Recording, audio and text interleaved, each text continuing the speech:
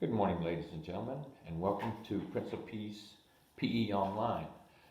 This is a new adventure for me. Some of you have already gotten videos from your subject teachers, classroom teachers, homeroom teachers, so on and so forth. So this is a new adventure for me. What we're going to try to do is help you as parents and also the children have a more structure, less stressful, give you an outlet, so to speak. Because I know the last 3 weeks has been stressful for everybody with social distancing, not knowing when this is all going to end, going to the grocery store, all kinds of things. But you know what? We will get through it. I know this is Holy Week, one of the biggest events for us in Catholicism, and we need to make sure that we keep the faith and pray because God is a gracious God and a merciful God, and He has brought this for whatever reason, maybe to get us back in line, but also to teach us that we have to be more reliable on family and our friends and making sure we take care of one another because, like I said, this is a stressful time, and unfortunately, stress will wear you out. You know, there's an old saying, pressure will bust a pipe. Well, stress will cause your hair to turn gray and start falling out. So I know about stress and turning your hair gray. I know that in our family we've gotten closer, we've had to get closer to take care of one another. So it is no different for you and your family because we all have the same goal. We want our families to be healthy. We want them to be safe. But also, let's make sure we keep that God is the center of our universe, and we will get through it. The other part is He never gives you more than you can handle, although sometimes we wonder. So what we're going to do is try to give you an outlet for the stress and maybe give you a little break from the children. That way they can do some activities to keep them safe and healthy, but also you're involved and stay involved with their lives so they can, grow and be happy, but also for you, so you have an outlet for your stress as well. So, with that being said, what we do in class is normally start with a warm-up period. Now, some of these kids want a race, but just remind them it's not a race. It is a method of getting their heart rate up, getting their muscles warmed up for the activities that we may do for the day. So, with that in mind, what I'm going to try to do, of course, like I said, this is a new adventure for me, to turn around. I have a board behind me, and hopefully I can get the camera turned around on this where it's not too shaky. So, let me see what I can do, and we will move forward. Thank you. All right, as I do turn around, okay, here's the board. And why it keeps flipping sideways like that, I don't know, but it does. So maybe it wants to just stay this way. All right, like I said, it's a warm-up, but it's not a race. There are no points for coming in first, but there's no points taken away for coming in last either. So before we left, K4, K5, the numbers are all the way on the right. The red numbers are where they were before we left. So because I'm sure we've lost a little cardiovascular endurance, what we would like for them to do, warm up before the activity, 2 minutes, and again, outside, but all these activities need to be adult supervised, and also with the thought of what the CDC recommends, which is social distancing from neighbors and other adults, because we want our children to be safe and happy, but also outdoors, they get outdoors and play. Now, the other concern is the pollen. Pollen has been so abundant this year. We've got a new car. It's a pollen yellow, unfortunately. But because some of the kids do have asthma or allergies, you play that by ear, what's best for your child. There's one right below that, first, second, third grade. They will do 2 to 3 minutes. They were up to 4 to 5 minutes depending on the grade. Fourth and fifth, 4 4.5 minutes, and they were up to 5 to 6 minutes. And then 6th, 7th, and 8th middle school, they were up to about 7 to 9 minutes depending on the age group. But again, this is an area that they can do, I feel like they can do. They haven't lost that much of their cardiovascular, but we do need to start a little slower. The activity for the week for K4 through 3rd grade is yoga. Now, if you go on YouTube, you can find, and the link is yoga videos for toddlers and kids. And there's a variety, like 13 videos that you can load up and view. Some of them range anywhere from 15 to an hour and 30 minutes. Now, an hour and 30 minutes I think is way too long. So 15, 20 minutes a day would be ample. And if you could do that 2 to 3 times a week for the K4, K5 children, that would be great. And they're good videos that you can work along with them. Now, if you don't have a yoga mat, just use a rug, a throw rug if you have it, or a rug in the TV, or make it, or off an laptop, get it down on the floor, and you can lay on the floor and do it. It's great for the kids, and they enjoy it. The other thing that I found out, and we're going back a little bit, during the runs, for the younger ones, you can do red light, yellow light, green light for them. Obviously, when you're warming up, you can do the green light, which means to run, yellow light means to walk, and red to stop. So these are 3 colors you can throw in there to help them and break it up, make it a little more exciting for them and a little more fun, because they do like to run. Most of them do. The young ones, as we get older, it becomes more of a chore, so their hearts may not be in it as they get older. Now, down at the bottom, you can see activity 4 through 8th grade. And what I would like to do is, with them, for the middle schoolers, is to keep a log, an activity log, what they do during the week. And again, a couple times a week's not going to hurt them.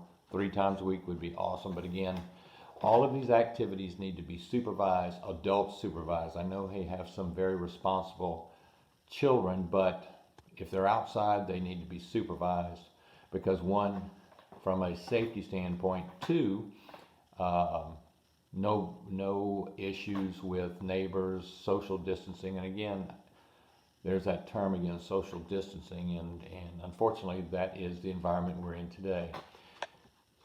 The circuit training is for 4th through 8th grade this week, and you can use this all the way up until we return back on the 19th for more videos. Okay, then the circuit training is basically you can just go to areas of the house, do sit-ups, sit and reach, which is more of a flexibility, don't bounce, and do that for about 5 minutes.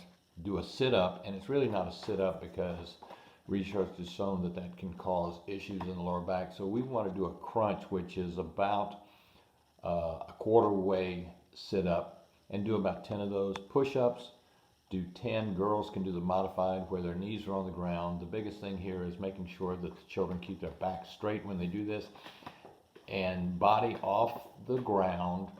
Toes should be touching the ground. Your hands will be touching the ground. And they do 10 by flexing their arms, lowering their torso, and then pushing up by extending their arms. You will see a lot of London bridges, what I call London bridges, where their derrieres are up in the air, or they never get off the ground, and they call that a push-up. So supervision, 1 for safety, and 2 to make sure they're doing it right.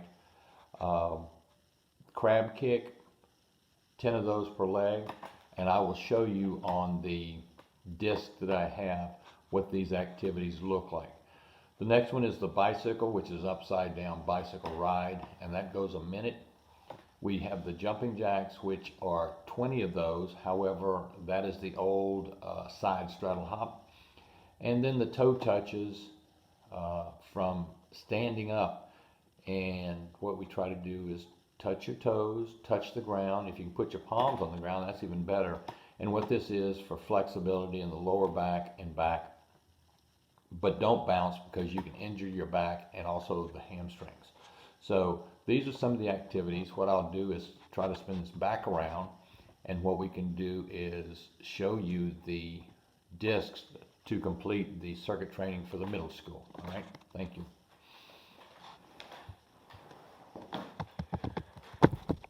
Okay, I'm going to hold the first one, and it's hard to see. It's sit and reach, where you sit on the floor and you try to touch your toes, and that's pretty simple.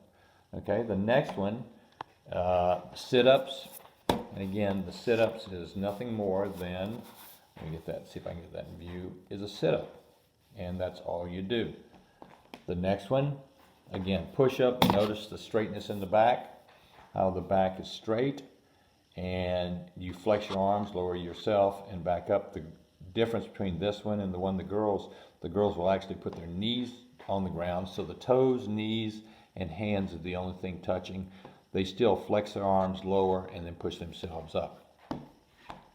A crab kick is just that. It looks like a crab, so to speak, and you elevate a leg, kick it, and then alternate, put it back down, kick the left one, back up, kick the right one, back up, kick the left, until you've done 10 with each leg. From there, the bicycle ride is nothing more than a person in a position like so. Use the elbows and the arms, the hands on the hips to support the torso, and basically ride a bicycle upside down for about a minute. Now, this one is a tough one because the blood can rush to the head. So once they've completed this, and they may be a little bit lightheaded, so let the blood flow back evenly. Let them just lay there for about 30 seconds and they should be able to get up. Also, make sure you don't hurt the neck when you do this. This is one of those things that can happen, but it usually doesn't, but it can. The jumping jack is just that. Jumping jack, and it's like I said, it is the old side straddle hop, and I would recommend 20 of these. Now again, these can be used for the K4 all the way up to 8th grade. However, make sure that, again, adult supervision with this, whether they do them inside or outside. It's a good one to do. And then the last one is the toe touch. Keep the back leg straight, touch your toes if you can. When you come up, I want you to roll your back each vertebra at a time and ease back up straight, and then reach way back to make sure that you stretch the vertebra. And also, don't bounce. This can injure your back and also pull your hamstrings, and that's an injury you really don't want to do. And but again, it is good exercise. These are good flexibility exercises that you can do to get started in the circuit training. Again, if you want a copy of these along with some of the others that I may have, for instance, there are activities that you can do. Let me get here. Volleyball. There's some drills you can do with volleyball. Obviously, you would need to have more than one child. You could have 2 or 3 or 4 children. I know some of the families have multiple children. But again, this is something that hopefully will help you. And the other thing I spoke to Mr. Cunningham about was the possibility of lending out some of the equipment that we do have.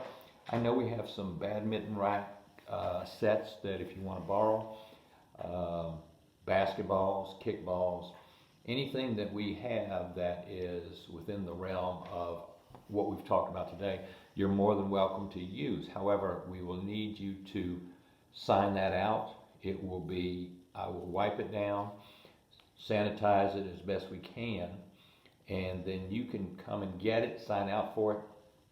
When you're finished, we can put a box out in front of the school, and you can just drop it in there, and we can pick it up and re-sanitize it and get ready for the next people and lend out whatever we have. Now, we probably would recommend you keeping it for a week if possible and then returning it. But again, this is something Mr. Cunningham and I have talked about. Now, if schools were to be closed for the remainder of the year and they say we have to shelter in home, obviously we will not be able to do this, but this is an option. So again, let Mr. Cunningham know, let myself know, let the front office know, school age level teachers, let them know, or your middle school homeroom teachers. So with that being said, that is all for this week. I hope and pray that you have a wonderful Lenten season with Holy Week, and celebrate Easter like we normally do with God rising, Jesus rising from the dead as he promised on the third day, and look forward to us being able to go back to school pretty soon. So I miss everybody and hope you're well, and we will have another one coming the week that we return from the Easter break. And again, practice safe social distancing, wash your hands, and above all else, do the best you can, pray, and keep our faith. God bless, and we'll see you in a couple of weeks. Thank you.